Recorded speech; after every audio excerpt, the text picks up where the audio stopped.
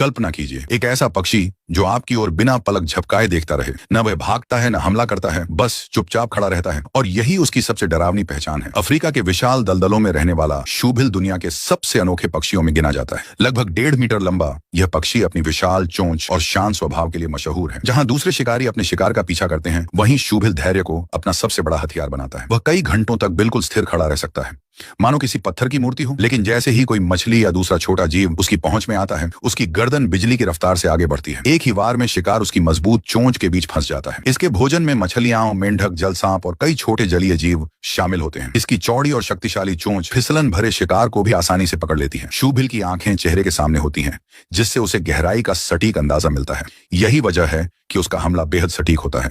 प्रजनन के समय यह पक्षी अक्सर 2 अंडे देता है, लेकिन कठिन परिस्थितियों में ज्यादातर केवल एक ही चूजा बड़ा हो पाता है। माता पिता अपनी पूरी ऊर्जा उसी बच्चे की परवरिश में लगाते हैं जिसके जीवित रहने की संभावना सबसे अधिक होती है। धीरे धीरे वही चूजा अपने माता पिता की तरह धैर्य, सटीकता और खामोशी से शिकार करना सीख जाता है, और फिर एक दिन वह भी दलदल का एक शक्तिशाली शिकारी बन जाता है।